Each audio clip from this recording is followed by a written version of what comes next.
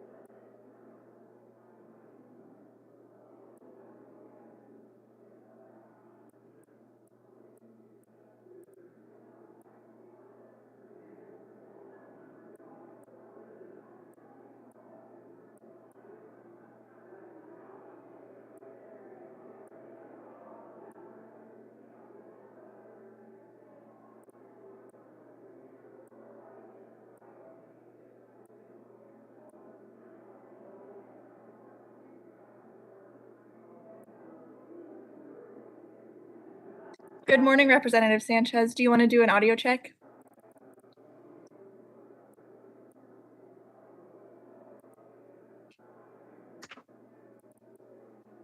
I'm sorry, I was muted. 1, 2, 3, 4, 5. You sound great. Thank you so much. Thank you.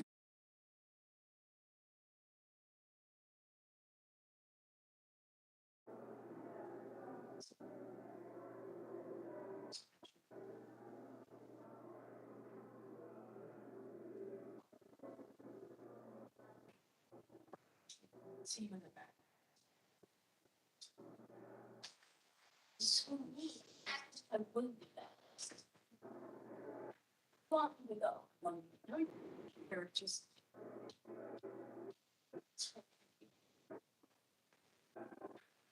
Oh my God, I was not on mute. The hell just happened?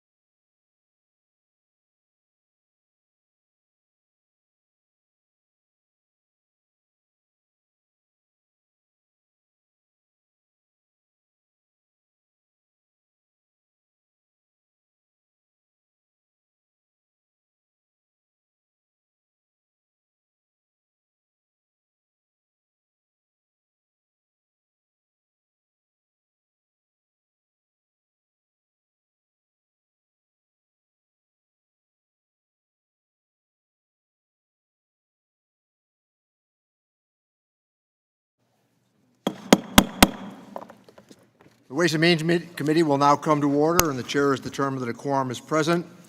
We are holding today's meeting in a hybrid format in compliance with the rules and regulations for remote committee proceedings pursuant to House Resolution 8.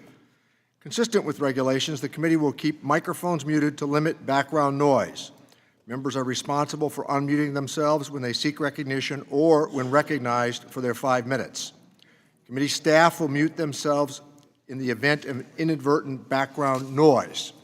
Second, when members are present in the proceeding via WebEx, they must have their cameras on. If you need to step away to attend another proceeding, please turn your camera and audio off rather than logging out of the platform.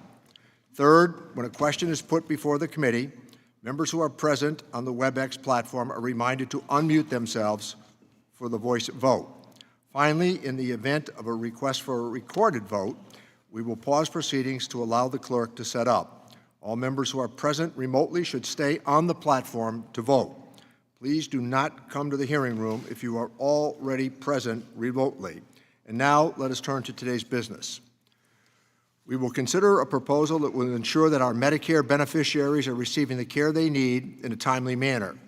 championed by Congresswoman Del Bene and Congressman Kelly, H.R. 8787, the Improving Seniors Timely Access to Care Act of 2022, has been years in the making and has overwhelming bipartisan support. This sensible legislation addresses three fundamental issues that will ultimately allow doctors and healthcare providers to focus on delivering prompt care, rather than being burdened by unnecessary paperwork and often antiquated processes. First, by shortening the time frame for Medicare Advantage plans to make prior authorization decisions about patient care, this legislation will allow patients quicker care and better access. Second, this legislation ensures administrative processes are streamlined by moving insurers and providers to fully electronic transactions. Providers across all specialties are frustrated by the increased amount of administrative burden imposed by time-consuming and varied prior authorization processes. In fact, 88% of physicians found a high or extremely high burden with conducting prior authorizations. In addition, only around a quarter of all prior authorizations are conducted fully electronically. By modernizing transactions and moving away from paper, faxes, and manual review of decisions, we will encourage cost savings and lesser providers' burdens. Finally, the legislation requires more transparency into the prior authorization process. By requiring the collection and then publication of additional information, beneficiaries and providers will be able to better understand that the care and coverage of their varying health care plans. All in all, this legislation is a notable step forward for our health system, reducing burden, improving access to care, and increasing administration efficiencies are all common sense reforms that I am pleased this committee can get behind on a bipartisan basis. Let us thank the American Medical Association, the American Hospital Association, and the insurance industry for their input on this legislation. Without objection, letters of support from AMA, AHA, and California Medical Associations will be included in the record. Let me thank Mr. Brady for his partnership in this markup today, and I want to recognize him for the purpose of an opening statement. Well, thank you, Chairman Neal, and thank you for your leadership on this important issue. Medicare Advantage has been enormously popular since it was created by Congress, and I'm proud of the role Republicans played in this program. It is an alternative to the outdated care model that was resulting in higher costs and worse care. Within a few years, half of all Medicare beneficiaries will have chosen a Medicare Advantage plan that works best for them. And about 9 in 10 enrollees are happy with their coverage. And that's why I'm happy that today we mark up a bipartisan bill, the Seniors Access Timely Care Act, that will truly get seniors quicker access to the care that they need and deserve. We are, together, building on the success of Medicare Advantage by making key improvements that cut red tape. For too long, both seniors and their doctors have been bogged down by unnecessary delays caused by prior authorization requirements. Seniors shouldn't have to wait as their insurance seeks to pre-approve some treatments and services through telephone and fax, despite the abundance of faster electronic models. This bill, as the chairman noted, modernizes that process and eliminates those delays by requiring plans to process electronic prior authorization requests.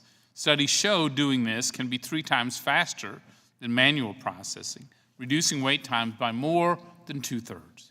And also requires insurers don't reinvent the wheel and instead issue real-time decisions for routinely approved services. That is good for anxious patients, which is just plain common sense. Finally, it does provide transparency and information to seniors on how prior authorization could affect their care, giving seniors the assurance that they can access the care they need when they need it. Mr. Chairman, we have both said frequently when our committee works together, we really deliver meaningful solutions that improve American lives. This is one example. I'm very pleased to support this bill. Perfect example of the kind of bipartisan work that we do well, and recommend to my colleagues they support it strongly. With that, I yield back. We thank the gentleman. Now I want to commend the sponsor of this legislation, Representative Susan Del Bene. She's been a tenacious leader, garnering overwhelming bipartisan support for this much-needed legislation. Let me recognize Ms. Del Bene for the purpose of an opening statement. Thank you, Chairman Neal and Ranking Member Brady, for convening today's bipartisan markup to consider the Improving Seniors Timely Access to Care Act. In 2021, the average Medicare beneficiary had access to 39 Medicare Advantage plans, and more than 26 million seniors chose to sign up for Medicare Advantage. And for those 26 million seniors and the physicians that care for them, we must deliver a quality product that fully allows providers to do their job to keep our seniors as healthy as possible. And unfortunately, the cumbersome and antiquated prior authorization process is too often getting in the way. The HHS Office of Inspector General recently reported that prior authorization was responsible for delaying necessary care. That mirrors reports that we've heard from providers and patients for years now. Today, our committee will take a major step forward in resolving this problem. The Improving Seniors Timely Access to Care Act will make common sense changes to prior authorization in Medicare Advantage and make sure our seniors are getting the care they need when they need it.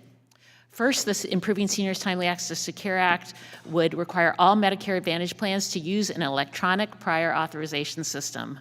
We have to make it easier, not harder, for doctors, nurses, and other providers to navigate this process so they can spend their time taking care of their patients. That means no more phone calls, no more faxes, and no more wondering what information is needed to submit to insurance plans when requesting prior authorization. Second, we establish a process for real-time decision-making. It doesn't make sense that services that are in line with standard clinical practice guidelines or services that are approved more than 95% of the time are subject to prior authorization. We also know that delayed approvals can result in patients falling through the cracks and missing out on care. Real-time decisions will help stop that. And finally, this bill expands transparency by requiring reporting on the number of prior authorization requests, the rates of approvals and denials, and the rates of successful appeals. Collectively, this bill will help providers spend more time with their patients and less time with paperwork. Today's markup and the legislation we're considering, the teamwork that brought it together here today, is truly a shining example that bipartisanship can work and is still possible and can happen successfully.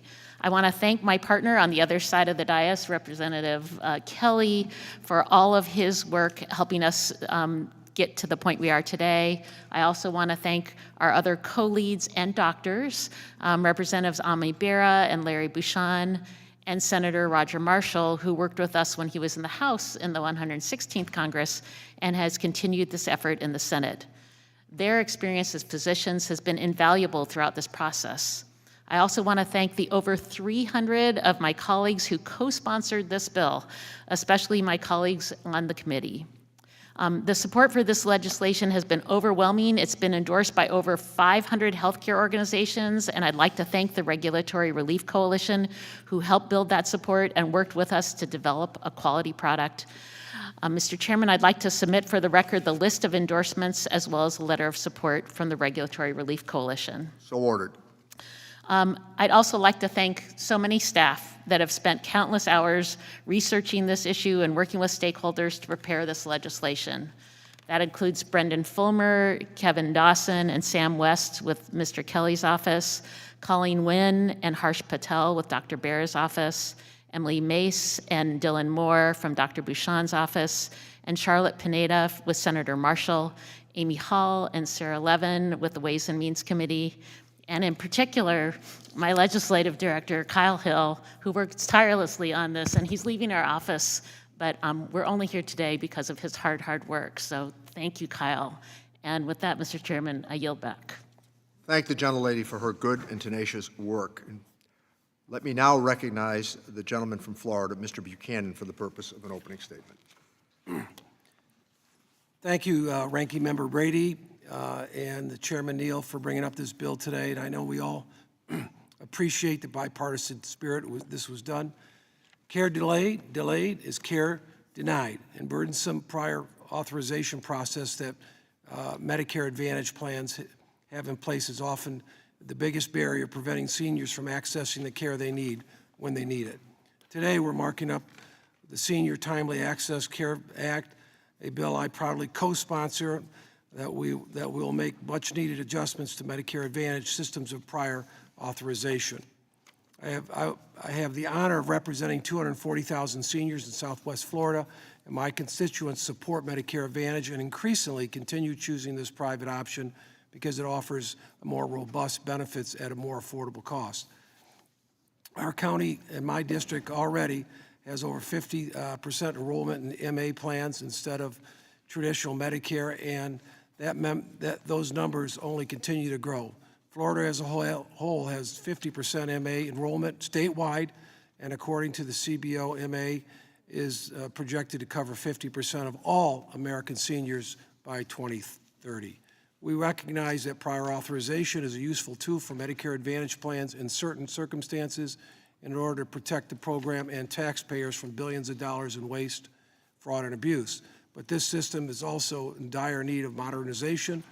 When providers have to rely on fax machines and miss voicemails to get service approved, they have less time to see patients, and seniors are stuck waiting for the care their doctors determine they need. This isn't right, and it's time to fix the system now.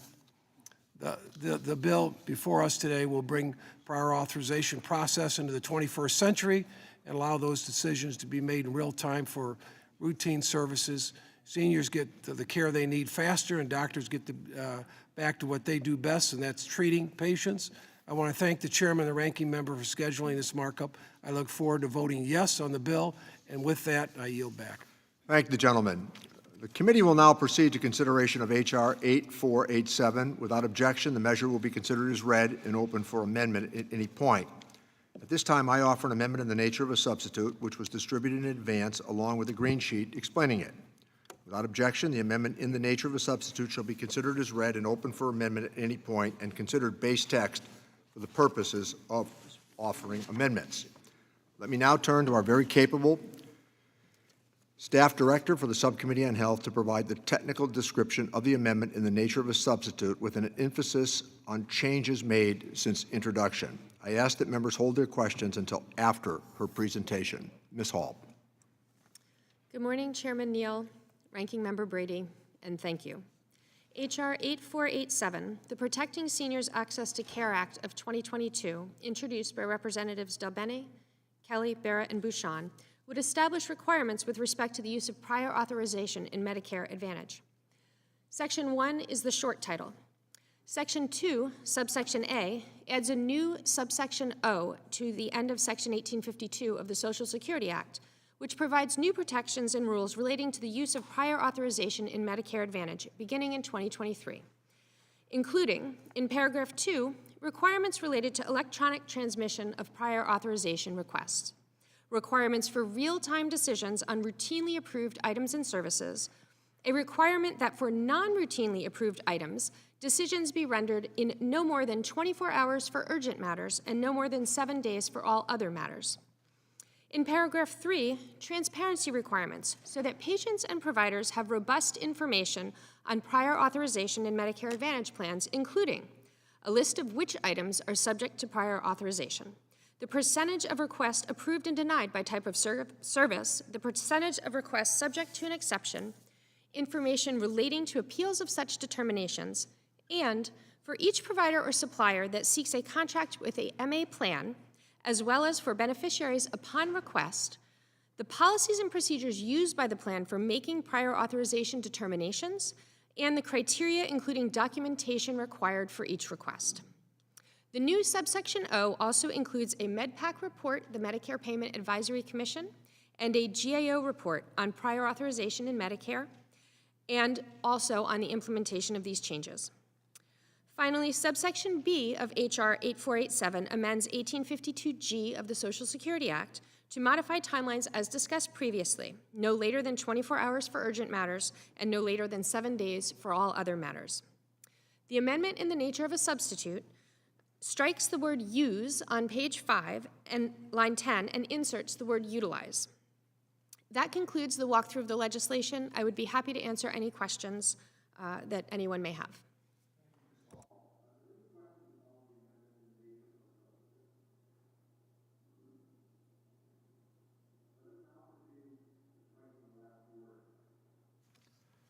The ranking member and I have agreed to work together to move this bill expeditiously. Given the possibility of votes on the floor, which are more than a possibility, they're occurring. Without objection, members will be recognized for 3 minutes to strike the last word. It's my hope that this will allow all members who wish to speak on this legislation to be recognized in the time we have available today. Is there anyone who wishes to strike the last word? The gentleman from Nebraska, Mr. Smith, is recognized. Thank you, Mr. Chairman. I appreciate this opportunity. I would say that this kind of opportunity has become all too rare, and I hope that we can utilize this moving forward, an opportunity, with a markup to address the challenges that we are facing. And I'm proud to be a co-sponsor of the Improving Seniors Timely Access to Care Act. And while authorization requirements have an important role to play in protecting our healthcare system from fraud and abuse, it has become clear that improvements are needed to ensure outdated technology or unnecessarily complicating paperwork does not stand in the way of seniors accessing needed health care. In recent years, one of the most common complaints I've heard from healthcare providers in my own district in Nebraska is the difficulty they have dealing with the paperwork related to prior authorizations. Just 2 months ago, my state posted the lowest unemployment rate in U.S. history, 1.9%, along with the highest labor force participation rate of any state. And we cannot solve this problem by simply hiring more staff.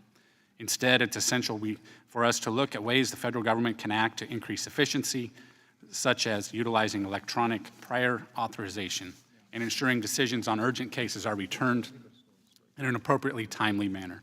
While this legislation may not be enough to address every concern with the prior authorization process, it's a huge step toward a more modern, more efficient future. I hope all my colleagues will join me in supporting this bill. In the interest of time, I yield back. I thank the gentleman.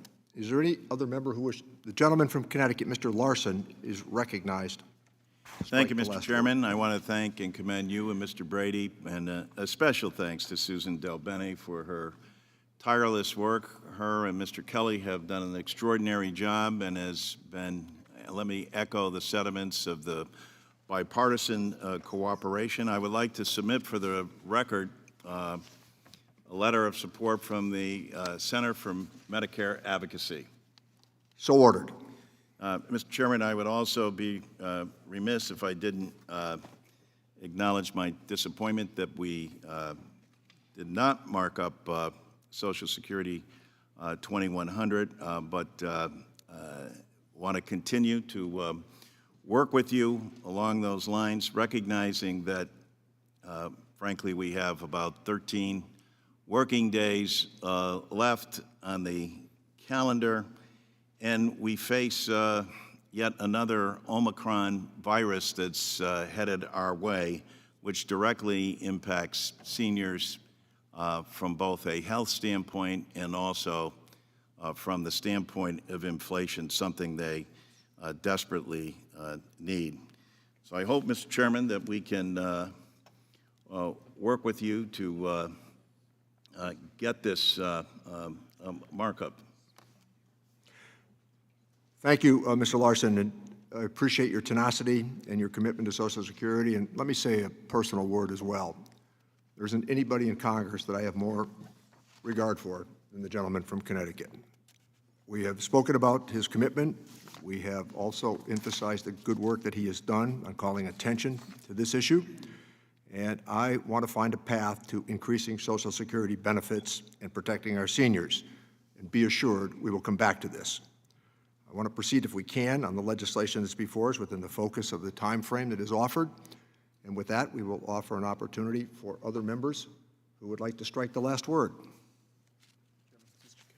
The gentleman from Pennsylvania, Mr. Kelly, is recognized to strike the last word. Thank you, Mr. Chairman, and in the interest of time, because we're trying to get over to vote. First of all, I think Ms. Delbene has pretty much covered all the people who were involved in this. This was not a one-person effort. I think it's really good for the country to see that we can actually work on projects and pieces of legislation together that give them confidence in the way we govern. But I just wanted to bring out just a few things before we do this. Look, The most important thing, I think, for any senior is they have peace of mind, and there's nothing worse than waiting to hear if you have a medical problem that we're still waiting to get authorization for it. I think it's the most unfair thing we can do to people and say, well, you're going to have to wait because we have to get another authorization and another authorization. I know in the business I've been in all my life, the worst thing we can do when a customer has a problem is to keep them waiting to fix the problem. So this is something that moves us in the right direction. I'd like to speak a lot longer on it, but I think this is one of these days where we all like to stand up and take a bow and say, hey, look, we're working in the best interest of everybody we represent. And in this case, it truly is taking place today. I do want to thank, as Ms. Delbany did, all of the people that have worked on this piece of legislation, leadership for bringing it forward and getting it out to we can actually make a decision on it today. But more importantly, is for our seniors, to give them the peace of mind they have to be able to have when they get into those senior years of not waiting to hear somebody say, we would like to help you today, but we have to get authorization on it, as opposed to saying, you know what, we've got this fixed and we're going to get you taken care of. So having said all that, I do want to thank everybody that's worked on this. I want to thank all our colleagues who've signed on to this, but more than anything else, Ms. Delbany, thank you for your patience. This has not been an easy lift. It makes sense to all of us. It just it's disappointing that it takes so long sometimes to get to the final. With that, Mr. Chairman, I yield back. Thank the gentleman. Let me recognize the gentlelady from California, Ms. Chu, to strike the last word. Mr. Chair, I move to strike the last word. The gentlelady is recognized. Like many of my colleagues on this committee, I've heard from countless patients in my district who've been delayed and in some cases even outright denied the care their doctor ordered because of weeks of red tape and archaic approval methods. And I've heard from physicians who are at their wits' end, unable to provide the care they know will help their patients because of endless red tape. The Improving Seniors Timely Access to Care Act makes thoughtful and much-needed improvements to the Medicare system to correct these problems. The bill before us today will promote modernization of the prior authorization system to speed up approvals of routine procedures. It moves the system of prior authorization into the 21st century, away from fax machines and toward electronic approvals. And by shortening the window by which insurance plans must respond to a prior authorization request, the bill will ensure patients get the care they need when they need it. I want to thank the chairman for bringing this bill up for consideration today, and my colleague, Representative Delbany, for her tireless work on this legislation. I urge my colleagues to support it, and I yield back. We thank the gentlelady. Is there any other member who would prefer to be recognized to strike the last word? The gentleman from Missouri, Mr. Smith, is recognized to strike the last word. Thank you, Mr. Chairman. Mr. Chairman, thank you for holding this markup, and I hope that today's hearing is a sign of consistently being more of regular order and having hearings of markups. And I'm pleased to support the Improving Seniors Timely Access to Care Act. The Missourians covered by Medicare Advantage in the 8th District need this legislation. In southern Missouri and across rural America, patients face significant challenges receiving treatment. It is all too common for patients in rural areas to drive long distances to see a physician. For example, if you're in Iron County, Missouri, you may have to travel over an hour just to receive care. It's unacceptable for a patient who has traveled a great distance to be denied proper and timely care because of an arbitrary administrative hurdle. It's disrespectful to the patient, it's disrespectful to the provider, and it reduces trust in our healthcare system. This legislation would make a difference in the lives of rural seniors. It allows for electronic prior authorization by Medicare Advantage payers in an attempt to get real-time decisions on care, particularly on services that are commonly approved. This will ensure faster care with fewer interruptions. It will allow physicians to do their job and treat patients in the best manner they see fit, not based on some arbitrary bureaucratic requirement. There is no question that this bill will save lives and improve outcomes to millions of Medicare Advantage patients. I've been proud to be a co-author of this legislation with Congressman Delbany and Representative Kelly, and I hope this legislation will move quickly to the House floor. Mr. Chairman, this is what it looks like when we work together, when we have regular order, and I appreciate that. I yield back. Thank the gentleman for his comments on regular order. It's certainly well-received and well-intended. If all markups could be done like this, we could enthusiastically embrace all of the concepts the gentleman has noted. The gentleman from Illinois, Mr. Schneider, is recognized to strike the last word. Thank you, Mr. Chairman, and thank you for holding today's markup and for bringing this innovative and bipartisan legislation before our committee today. I also want to extend a special thank you to the House leads, Representative Delbeni, Kelly, Bera, and Bouchon, for their tireless efforts in collaboration with stakeholders on this issue. As a co-sponsor of this bill and a member of the Healthcare Innovation Caucus, I think it's time for us to focus on value-based care that improves healthcare professionals and patients' experience, as well as improved healthcare outcomes and costs, especially with our lessons learned in COVID. By establishing a framework for electronic prior authorizations in Medicare Advantage, requiring real-time decision-making for routinely approved services, defining timeframes for adjudications, and outlining prior authorization transparency guardrails, I believe this legislation advances the mission of value-based care. This legislation will also help mitigate adverse social determinants of health and ensure beneficiaries receive optimal care. We know that 82% of providers report cases of patients abandoning recommended treatment pathways in 2021 due to issues related with prior authorizations, and I've experienced some of these challenges firsthand. With our work today, I'm hopeful that we can make progress on cost management tools like PAs that do not jeopardize or delay quality care for seniors, veterans, marginalized communities, and all Americans. I support the passage and implementation of improving seniors' timely access to care legislation before our committee today, and I hope it proceeds swiftly to a vote on the floor on both the House and the Senate. And I yield back the balance of my time.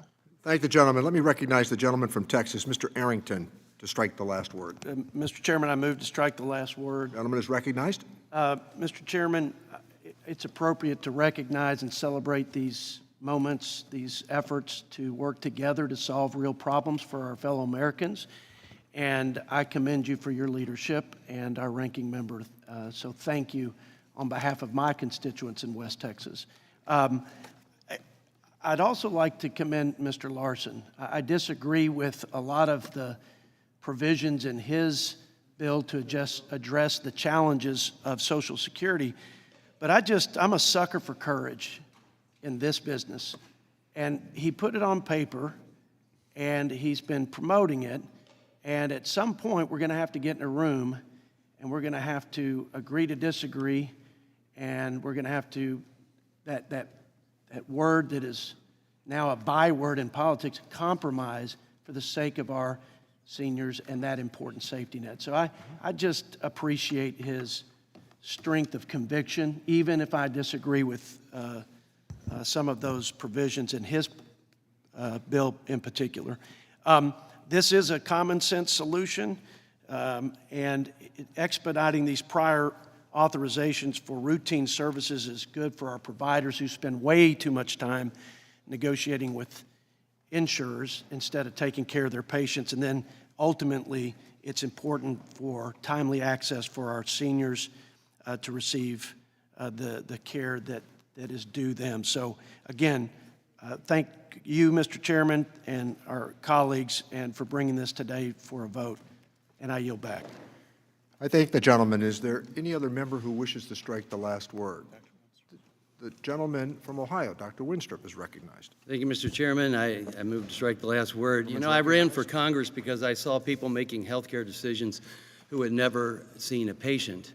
And for the first time in a while, I can proudly say that we're not doing that here today. This bill has been a top priority for the Doctors Caucus for a long time now. As a co-chair of the Doctors Caucus, I want to first thank Representatives Delbeni, Kelly, Bera, Bouchon, and Senator Marshall for their hard work on this. And I want to thank the committee for listening to the members of Congress who have been involved in patient care. I'll back that up. When I first started in practice, I ran my own practice, and I remember being able to stick and palpate a patient's muscle and then getting denied an MRI, which I needed. And I would call the insurance company and get a doctor with a completely different specialty on the phone, and they would deny this care for a patient. And I would say, well, you're not treating the patient. You've never seen the patient. And so we want some remedies for this type of thing. So this bill will be revolutionary for patients and healthcare providers across the country. It'll reduce workforce shortages. I was at one of my local hospitals and I saw 4 nurses, and their only job was to get prior authorization at the pediatric ophthalmology clinic before they could treat somebody. First of all, we have a nursing shortage, and I think there's a lot better things that the nurses can be doing. And that's not why they got into patient care. So this will ensure that seniors are receiving the care they need it when they need it. Real-time decisions will mean that the patient doesn't have to leave the doctor's office and come back. I think about what it'll mean for the patients in rural communities in my district.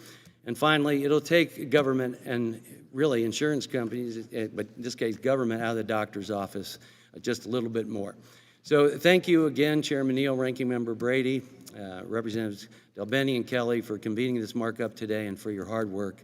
Today we're putting patients over paperwork, and it's greatly appreciated. This bill is critical for patient-centered care, and I urge its swift passage out of committee and on the floor, and I yield back. Thank the gentleman. Is there any other member who wishes to strike the last word? The gentleman from North Carolina, Dr. Murphy, is recognized. Thank you, Mr. Chairman. I move to strike the last word. Gentleman's recognized. I'm going to follow up with Dr. Winstrup's comments because as a treating physician, actually one that still practices, I'm deeply appreciative of the work Ms. Delbene and Mr. Kelly and everybody else who has been involved with this. I'm going to give you all a few examples.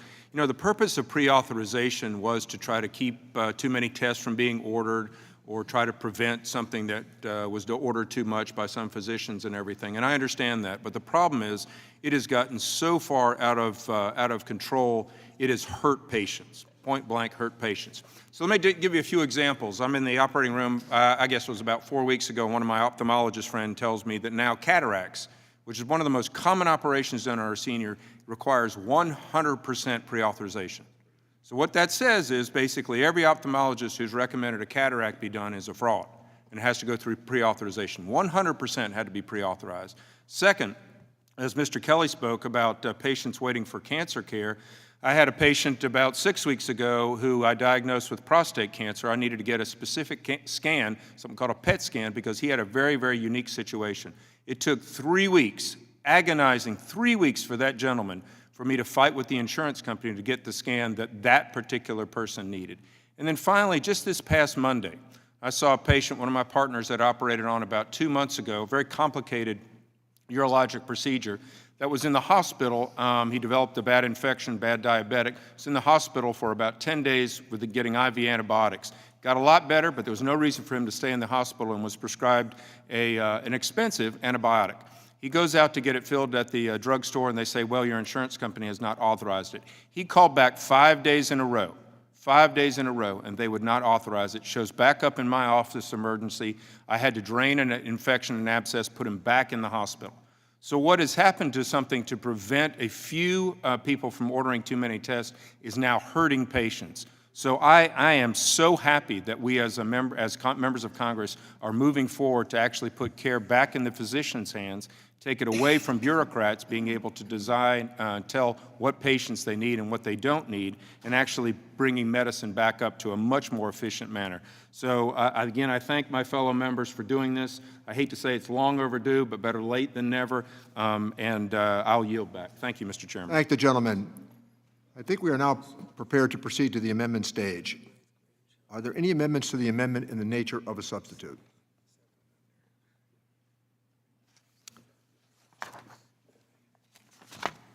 If there are no amendments, the question is on the adoption of the amendment in the nature of a substitute. Members present via WebEx are reminded to unmute yourselves for the voice vote. All those in favor, please signify by saying aye. Aye. Those opposed, no. In the opinion of the chair, the ayes have it, and the amendment in the nature of a substitute is agreed to. Now, let me recognize Ms. Delbene for the purpose of offering a motion. Mr. Chairman, I move that the committee favorably report H.R. 8487 as amendment to the House of Representatives. Thank the gentlelady. The question is on favorably reporting the bill, H.R. 8487, as amended. All those in favor, please signify by saying aye. Aye. Those opposed, signify by saying no. In the opinion of the chair, the ayes have it. The motion is agreed to, and H.R. 8487 as amended is ordered favorably to the House. If a roll call has been requested, and I don't believe that that's the case, we are prepared, I believe, without objection, to proceed with offering the legislation to the House. Without objection, staff are authorized to make technical and conforming changes to the bill, and members have 2 additional days to file with the committee clerk supplemental, additional, dissenting, or minority views. There being no other business before the Ways and Means Committee, the committee stands adjourned. Thanks, Kevin.